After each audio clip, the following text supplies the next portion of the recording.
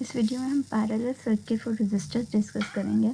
Parallel circuit में resistor का connection किस तरह है कि कंपोनेंट्स के both ends are attached with each other.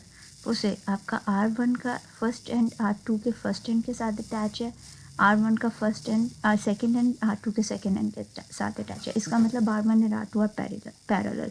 Similarly this R1 is parallel to the battery, क्योंकि फर्स्ट एंड बिल्कुल डायरेक्टली अटैच है बैटरी के साथ और दूसरा एंड भी बिल्कुल बैटरी के साथ अटैच है।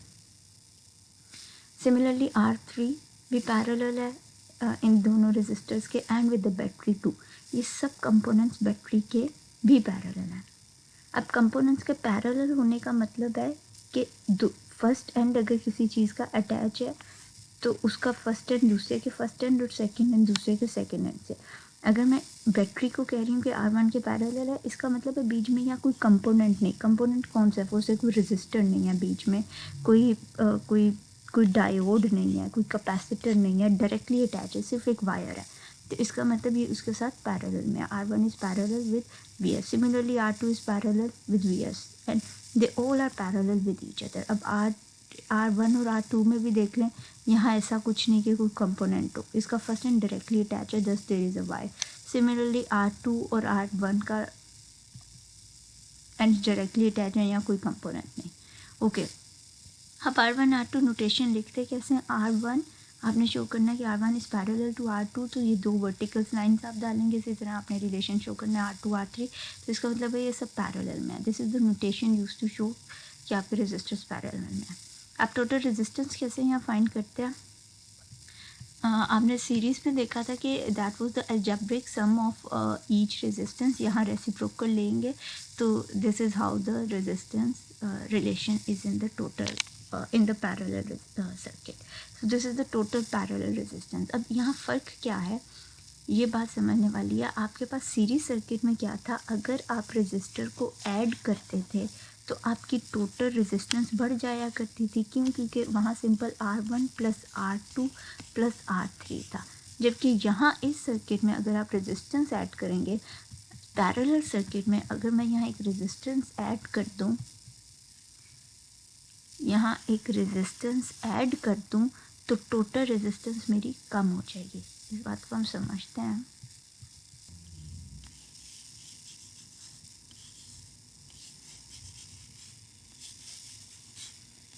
मेरे पास क्या है, वो से मैंने ये सर्किट एक सीरीज़ में बनाया है।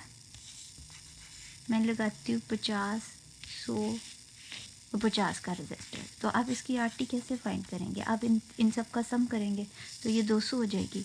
अब मैं इसमें एक और रेजिस्टर लगा दूँ सीरीज़ में, 50 का एक और लगा दूँ तो ये 250 हो जाएगी। यानी आप रेजिस्टर को ऐड कर रहे हैं तो टोटल रेजिस्टेंस आपकी बढ़ती जा रही है। जबकि यहाँ अगर मैं रेजिस्टेंस को ऐड करूँगी, यहाँ समझिए ये 50 है, ये 100 है, ये 50 है, तो अभी जो रेजिस्टेंस होगी, जो भी रेजिस्टेंस आएगी, that will be, you can find like this 1/R1 plus 1/R2 plus 1/R3।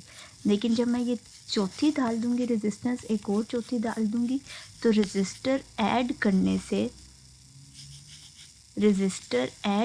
से एक्चुअली में टोटल रेजिस्टेंस मेरी कम हो रही है। ऐसा क्यों हो रहा है? Actually adding the resistors in parallel means I am adding a path. Parallel में रेजिस्टर ऐड करने का मतलब है कि मैं पाथ ऐड कर रही हूँ।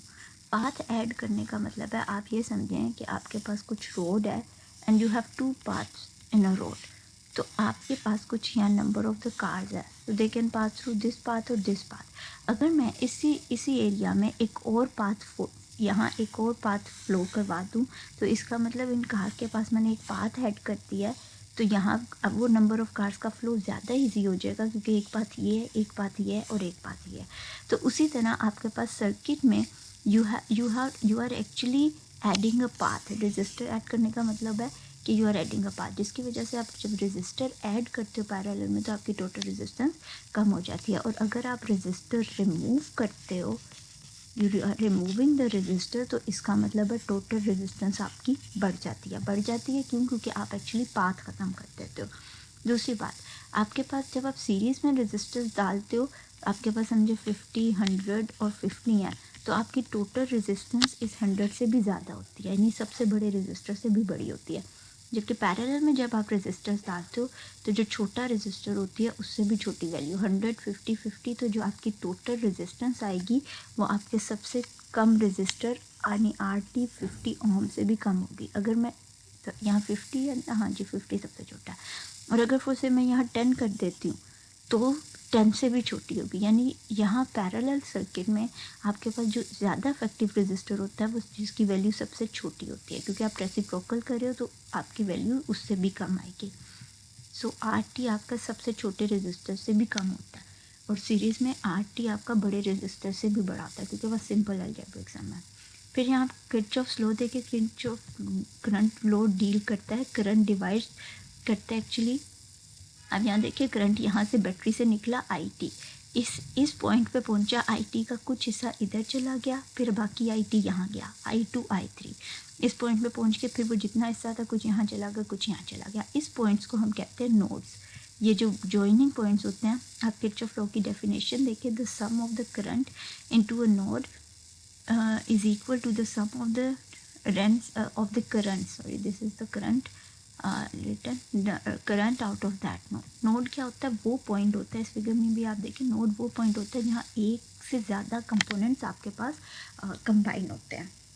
तो किरचॉफ करंट लॉ डील करता है कि जितना करंट नोड में जा रहा है उस दैट इज़ इक्वल टू जितने करंट से लीव कर रहे हैं। The current into node, the sum of all the current into node is equal to the sum of all the current out of the nodes. तो अब ये कैसे होगा इसको हम अभी देखते हैं।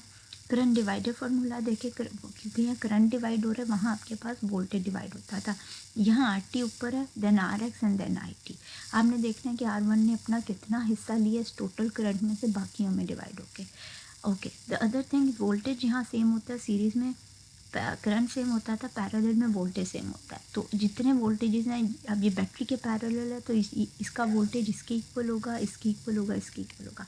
हर किसी का वोल्टेज बैटरी के यहाँ इक्वल है, जो चीज़ जिसके पैरेलल होगी उसके इक्वल होगा। ओके, किरचॉफ्स लॉ को आप देखें, इसको हम फर्दर देखें। यहाँ आप देखें आपके पास एक नोड है जिसमें करंट जा रहा है I1, I2, I3। ये सब करंट की डायरेक्शन, इस एरो की डायरेक्शन देखें, इन सब की इस नोड के अंदर है और इन सब की एरो की आउट है, ये सब आउट जा रहे हैं। तो इन सब इन का सम इक्वल है आउट के सम के।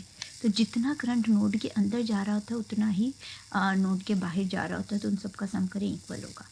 तो यहाँ आप अगेन बात याद रखें, करंट में due to current divides in parallel due to multiple path in parallel circuit, क्योंकि जितने पाथ्स होते हैं उतना करंट क्या होता है, आपके पास number of charges divided by unit time. तो आप समझिए आपके पास कुछ गाड़ियाँ हैं, वो गाड़ियाँ अगर एक पाथ है तो वो गाड़ियाँ जितने टाइम में यहाँ थी उतने टाइम में यहाँ थी। लेकिन अगर मैं दो पाथ कर देती हूँ तो यानी मैंने पाथ ऐड करने की वजह से हो सकता है दो इधर चली जाएँ और एक इधर चली जाए, तो नंबर ऑफ इलेक्ट्रॉन्स भी इसी तरह डिवाइड हो जाते हैं, क्योंकि उनके पास रास्ते मल्टीपल पाथ्स आ जाते हैं। तो पहले सीरीज़ में आपके पास सेम सिंगल पाथ की वजह से वो सेम रहता था, यहाँ आपके पास डिफरेंट हो जाएगा। ओके, अब आगे देखते हैं।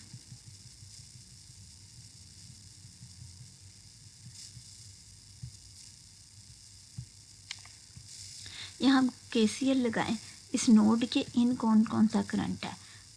हमने KCL पढ़ा है कि जितने sum of in current is equal to sum of out current.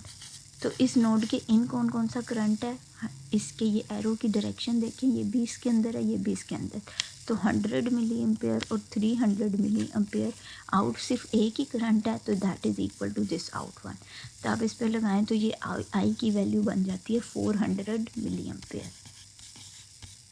अब ये KCL यहाँ आप देखें, इस नोड के अंदर कौन सा करंट जा रहा है, I2, और इस नोड से बाहर निकला है एक ये I1 और एक ये I2। तो यहाँ KCL लगाएं आप, इन कौन कौन सा और आउट कौन कौन सा। इन आपके पास IT है और आउट आपके पास I1 प्लस I2 है। तो IT आपके पास 5 माइक्रो एम्पेयर है, I1 आपने फाइंड करना है और I2 आपके पास 2 माइक्रो एम्पेयर है। तो यहाँ से आप I1 की वैल्यू फाइंड कर सकते हैं 3 micro ampere. Okay, this is by using the KCL। अब यहाँ आप आए, ये हम Vs की वैल्यू फाइंड करते हैं। हम कैसे फाइंड कर सकते हैं?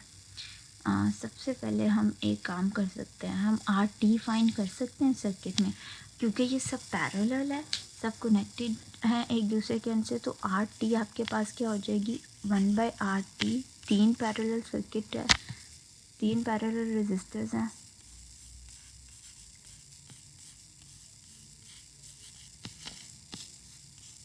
इन सबको आप करेंगे, आपके पास जो भी वैल्यू आएगी, याद रखिए आपने उसका भी रेसिप्रोकल करना होगा। तो आप इसको इस तरह भी लिख सकते हैं, RT is equal to 1/1/R1 plus 1/R2 plus 1/R3। ये याद रखिए, जब आप ये वैल्यूज कर लेंगे सॉल्व तो उसका भी रेसिप्रोकल लेंगे, तो डायरेक्ट आप इस तरह भी लिख सकते हैं। आपके पास RT की वैल्यू आ जाएगी। ओके, यहाँ से जो भी आपके पास वैल्यू आएगी आप ये वैल्यूज़ डाल के सम कर सकते हैं। अब आगे क्या करें, आप ओहम्स लॉ यूज़ करें। हम कहते हैं VS is equal to IT into RT। RT की वैल्यू आपने फाइंड कर ली, IT गिवन है, तो यहाँ से आपको VS फाइंड हो जाएगा। तो अगर मैं आपसे पूछूं कि इसमें V1 क्या है, तो आपने जो ये VS फाइंड किया होगा वोल्ट्स में, यही आपके पास VS ही V1 है, वही V2 है, और वही आपके पास V3 है।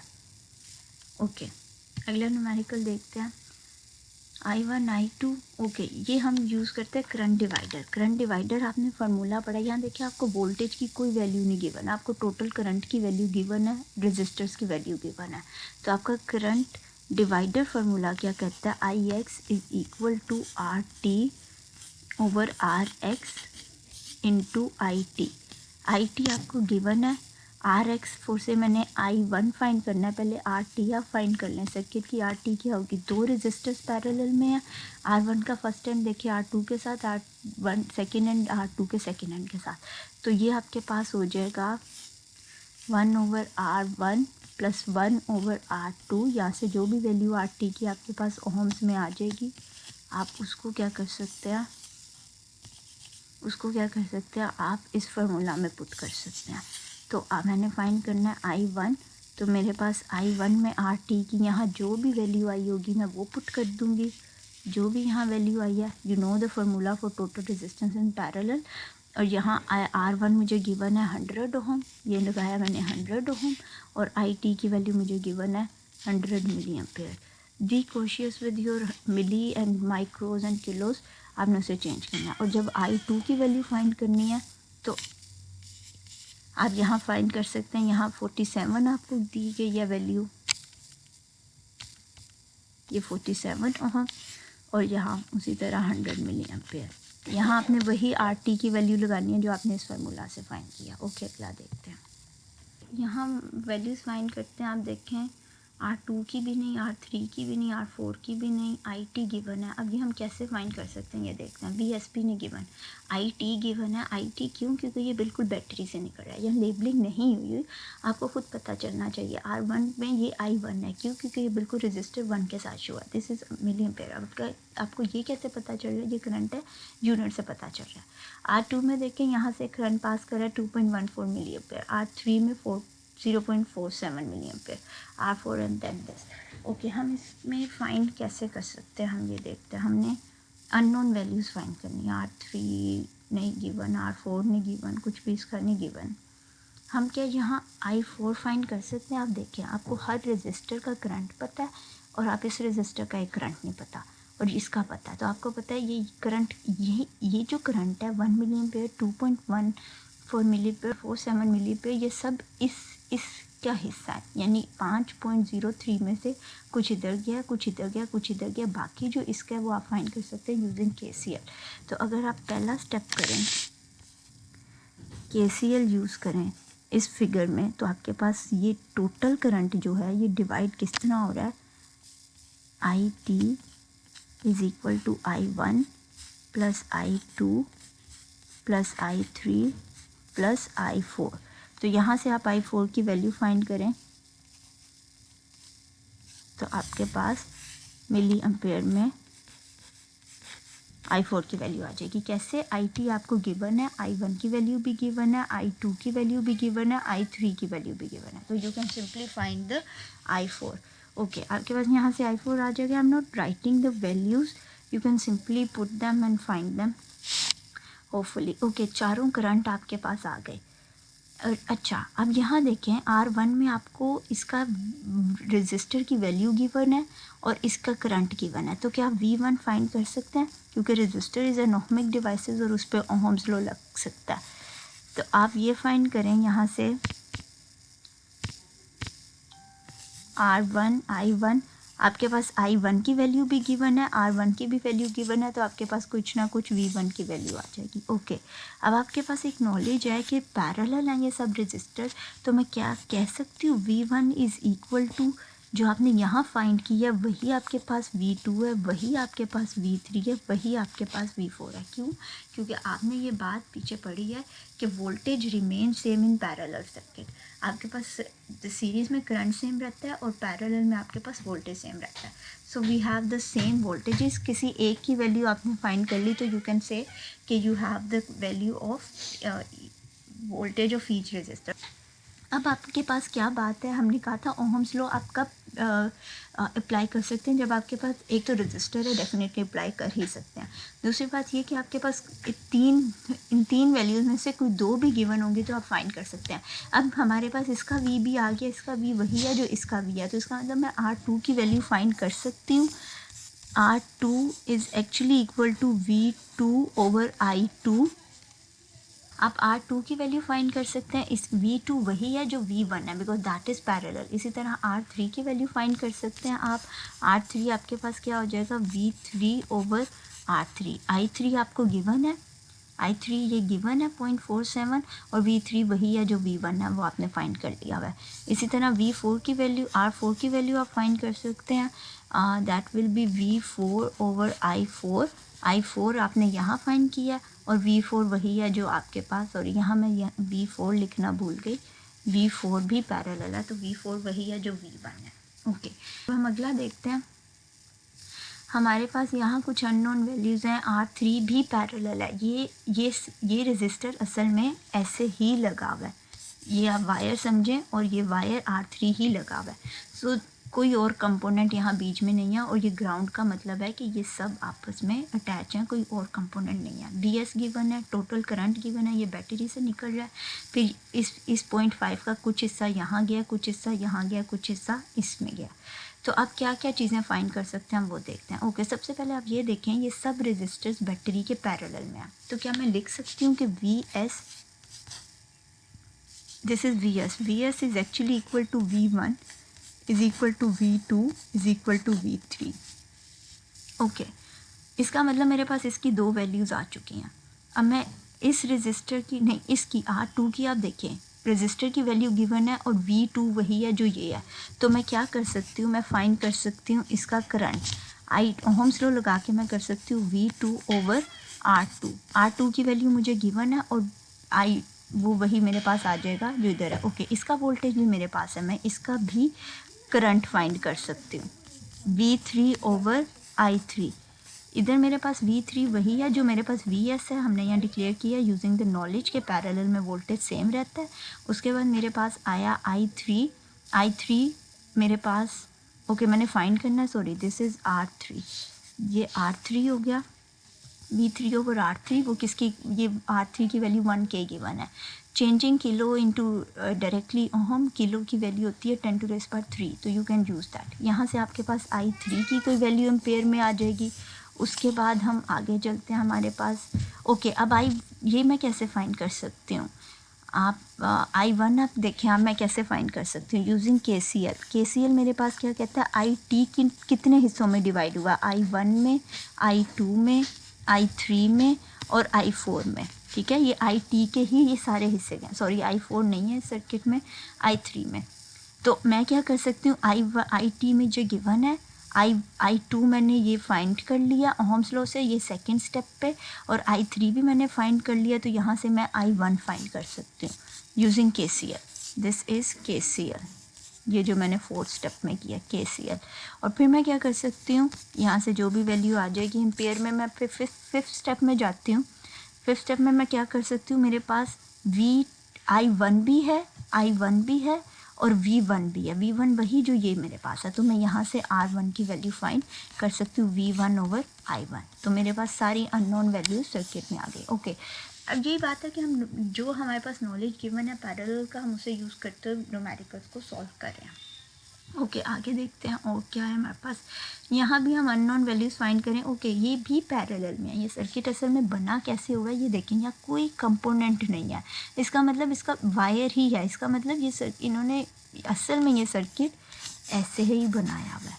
इसको आप जो आप देखते आए हैं, ये R1 है, ये R2 है, और अगर आप इसको और देखना चाहें तो ये यही चीज़ है, R1 और R2। तो ये सब पैरेलली है, यही सर्किट है। ये बैटरी से निकल रहा है करंट, इसका मतलब ये टोटल करंट है। ये रजिस्टर 1 के साथ शो किया हुआ है, इसका मतलब ये I1 है, इधर कोई वैल्यू नहीं है। ओके, तो क्या मैं इस नॉलेज की बेस पे कह सकती हूँ, मुझे ये Vs गिवन है, तो मैं ये कह सकती हूँ कि एक्चुअली Vs ये जो 10 वोल्ट है, यही मेरा V1 भी है, यही मेरा V2 है, क्योंकि वो बिल्कुल उसके पैरेलल है। अब मैं यहाँ से R1 की अच्छा मैं KCL लगाती हूँ। यहाँ से देखें 150 मिली एम्पेयर इस नोड पे पहुँचा, तो इसका कुछ हिस्सा इधर चला गया और कुछ हिस्सा इधर जाएगा। वो जो हिस्सा यहाँ जाएगा उसकी वैल्यू उन्होंने दी गई है, तो मैं कर सकती हूँ IT is actually equal to I1 plus I2। IT की वैल्यू गिवन है, I1 की वैल्यू गिवन है, यहाँ से मैंने फाइंड कर लिया I2। ओके, उसके बाद मैं वोल्टेजेस फाइंड कर सकती हूँ। वोल्टेजेस कैसे फाइंड कर सकती हूँ, V1 is equal to I1 R1। I1 की वैल्यू गिवन है और V1 की भी वैल्यू गिवन है, मैं यहाँ से R1 फाइंड कर सकती हूँ। ओके, R1 निकल आएगा और मैं क्या कर सकती हूँ, उसी तरह मैं R2 फाइंड कर सकती हूँ, वो हो जाएगा V2 ओवर I2। ठीक है, तो यहाँ इस तरह से मैं ये चीज़ फाइंड कर सकती हूँ using the same given knowledge I can find the unknown values. Okay, this is all for the parallel.